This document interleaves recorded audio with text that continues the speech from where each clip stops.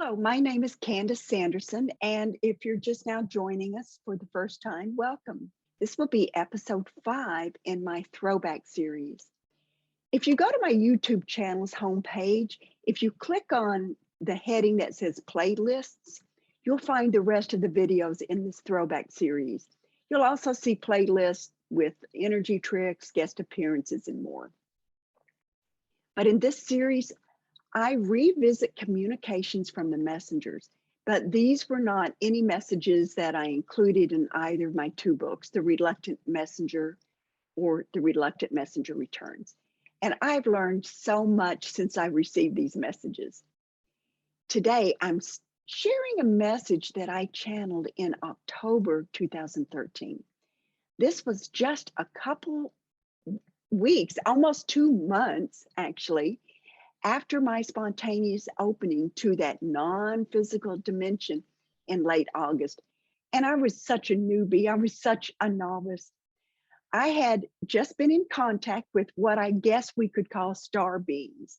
And I was being inundated with these messages from these star people from a variety of places, including Alpha Centauri, Chiron, the Pleiades. Now I was about to learn about meditation and energy. Until I began receiving messages from these cosmic beings, I had to find my life through my 5 physical senses. As a psychologist, I believe that if I couldn't measure something with using my senses, it didn't exist. These new messengers were inundating me with information that was contrary to my belief system. But I didn't judge the information as it came in. I let my training as a psychologist kick in, and I just sat back and became the objective observer. When I did that, it actually kept that information flowing. Now, later I would research it, and more often than not, I started verifying bits and pieces of what the messengers were telling me. And over time, this validation became a game changer for me. But that's a story for another time. Let's dive into today's message. This is from October 24th, 2013. As these new energies approach the Earth by way of our sister star, your sun, many humans may feel what you call is discombobulated. This is only a temporary condition while the pathways of the new energy are being paved.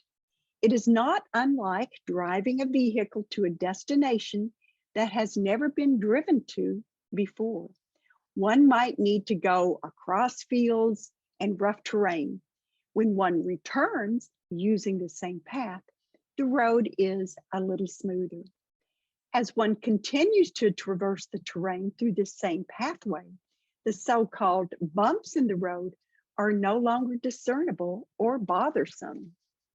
When I received this communication, I had been receiving messages from these cosmic beings who had told me that they were giving Mother Earth a boost by changing the frequencies in their, quote, sister star, our sun. In chapter 5 of The Reluctant Messenger, it's entitled Cosmic Contacts, and I cover many of my conversations with them in that chapter.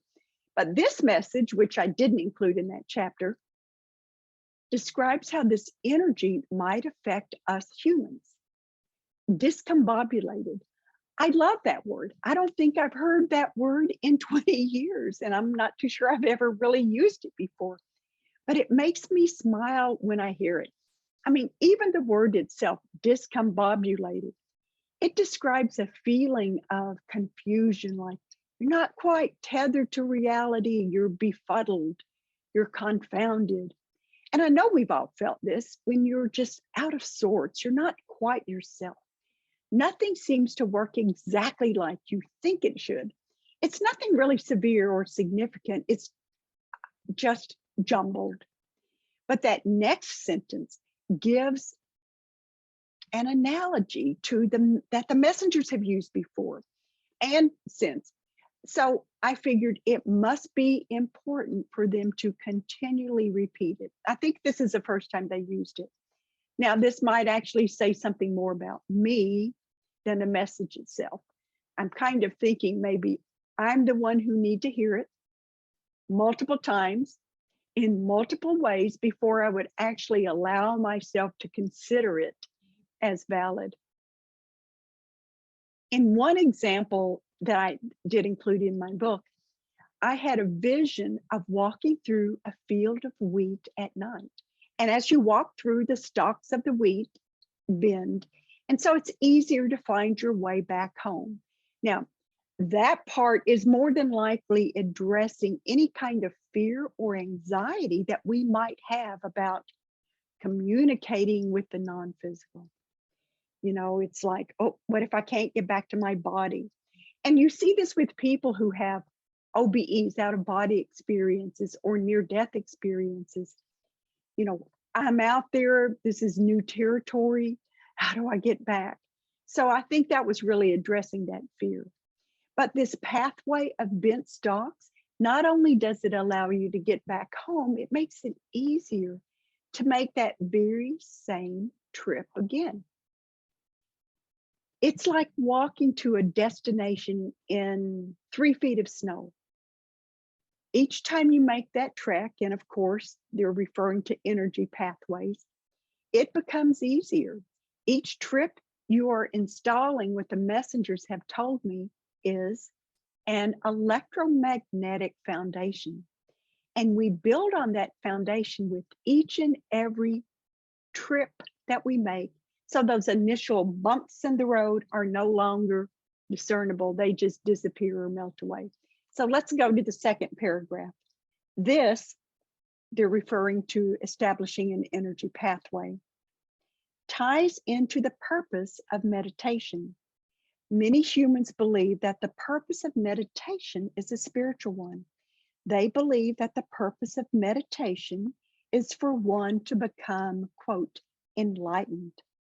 We say that this is true, but on less of a philosophical basis, but rather true on a physical basis at the quantum level. What I'm seeing here are some of my very first lessons on energy. Again, this was just 2 months into my channeling, and I was still learning. Well, I'm still learning every day, but back then I was like a kindergarten student. Maybe I'm now in 4th grade. But now I view the world through the filter of energy. It's energy vibrations, frequencies, and patterns. But back then, not so much. So, thus the lesson. They are correlating what I thought was clearly a spiritual practice, meditation, and comparing it with energy on a quantum level. This was new for me. Let's go to the third paragraph. Everything in the earth plane, as well as in our plane, is energy. Our communications take place through energy exchanges. Our communications to those like this one in the earth plane are also energy connections. In order for the connections to be clear and for one to be, as you say, a channel, meditation is just one instrument that can be helpful in this connection. To become enlightened is to become light. Light is our source. Our source stems from light. Much of your life on the earth plane is due to light. That is the energy coming from our sister star, your sun. Without the energies from her, Mother Earth could not support human life as she does now. They're really giving me the basics here, the kindergarten curriculum. But this is where I was. These were new concepts for me. That second sentence saying their communications take place through energy exchanges, and that's how they communicate with me. Well, now that's common sense, but I really hadn't thought of it that way back then. Now, of course, I view everything through the lens of energy. I know that every thought, every emotion has its own energy pattern, its own vibration.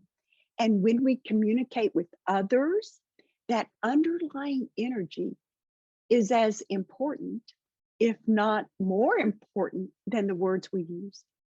I've used this example before, and I'm sure many of you can relate. Have you ever walked into a room where you see a couple of people, they're just sitting there, they're quiet, they're not saying anything. And maybe you haven't even gotten close enough to see their faces or to read their body language, but you know something is up. There is a tension in the air that is so apparent. Maybe the hair on the back of your neck stands up. Well, if you've experienced this, you've just read the energy of the room. You've picked up on an argument they just had. Now, there is nothing apparent that your physical senses could register, but you know that's what happened.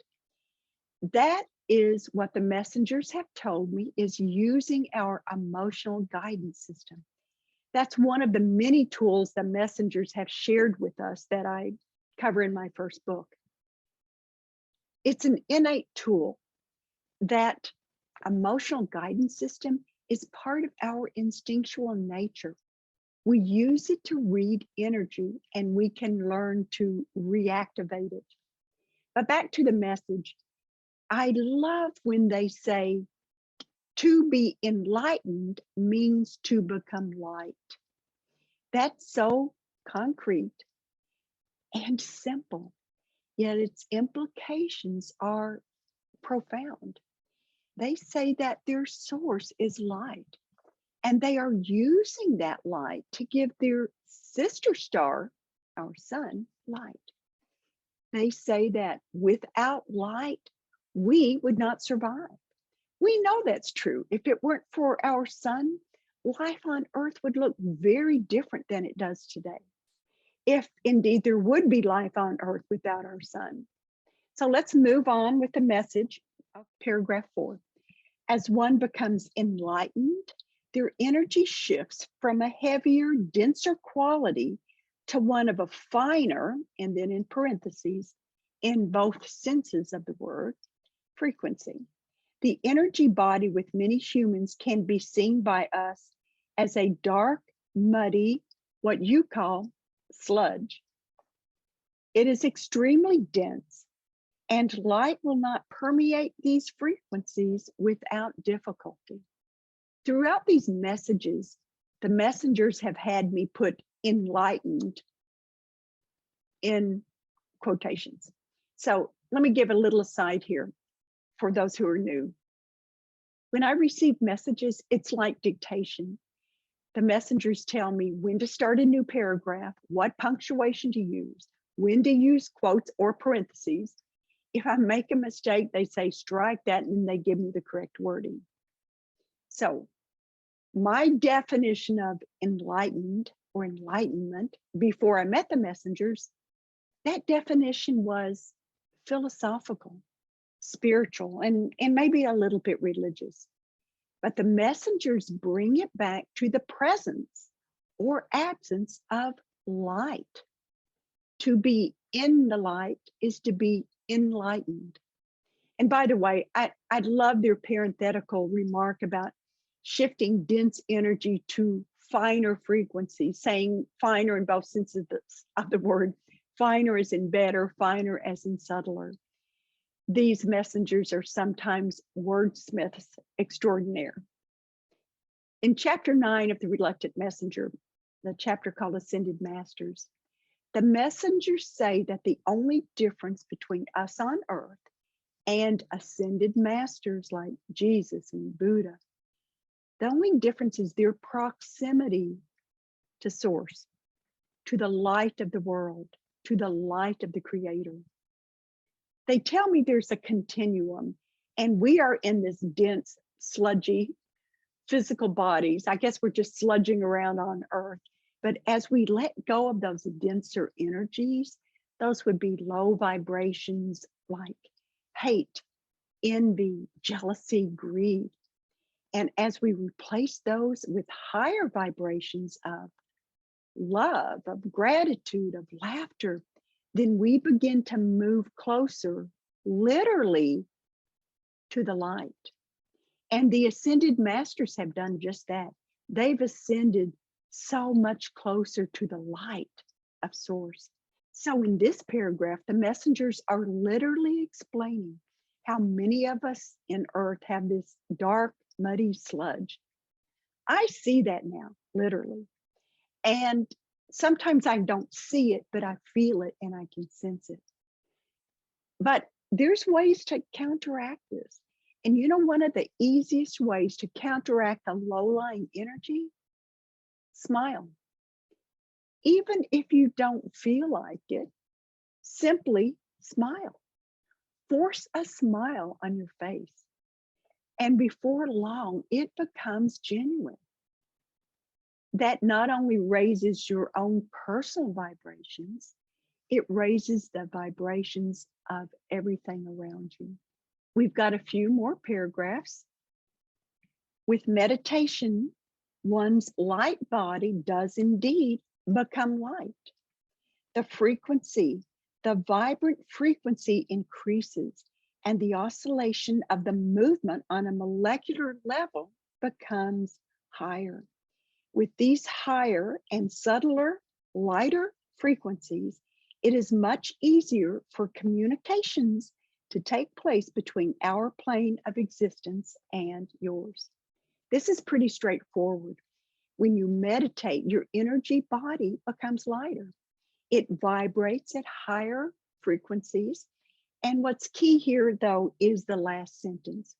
When your energy body vibrates higher, it's easier for that communication to occur with that non-physical realm where our angels and guides reside.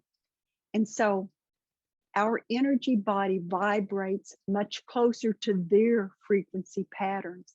And that's when we connect. We find a common ground to meet. In chapter 8 of The Reluctant Messenger, the Crystalline Grid, we learn about a grid that surrounds the earth. Between the grid and the cosmos, as well as between the grid and that space between the grid and earth, there lies a space or an area that the messengers refer to as the interface. It is through this interface that the communications occur. I like to think of it as us reaching up toward our angels and guides, and our angels and guides reaching down toward us. We meet in this interface, this veil that separates our dimensions. The crystalline grid is put in place to help with those communications, but that's another story for another time. So let's move on. The last full paragraph. Yes, meditation is very helpful for cleaning energy blockages from your energy body. It is much less of a religious experience than what humans may realize. It is more of a quantum experience taking place at a subatomical level. Either way, the result is the same. One does indeed become enlightened and able to be a receptor of higher frequencies. So these cosmic friends are ending by taking the woo-woo and the mystical away from many of the experiences I've had. They're shining a light, pun intended, on the energy aspects by saying it's more of a quantum experience than a religious one. And that becoming enlightened allows us to be a receptor of higher frequencies. I love their pun. I love their play on words. It helps bring the topic home about energy and how important that is. I'm reminded of that quote by Nikola Tesla, and that's how I began The Reluctant Messenger, with this quote. If you want to find the secrets of the universe, think in terms of energy, frequency, and vibration. There's just one more sentence of this message, and it's kind of like a cosmic heads up on what's to come. A discussion is forthcoming regarding energy from a darker nature versus energy from a lighter nature, such as from ourselves. And true to their promise, they returned later that day with another message. I'll save that one and I'll probably use it for the next episode. So I hope you've enjoyed this new episode in my Throwback series. I really end up gaining so much more as I go back and read these messages because I had not used them in either of my books. Some of these are new to me. I haven't read them since the day I dictated them. And now it's interesting. I have a fuller perspective because I've learned so much more since then. So it's fun too. If you like the episode, feel free to give it a thumbs up and rate it. I would love to have more subscribers. And until next time, remember, kindness matters.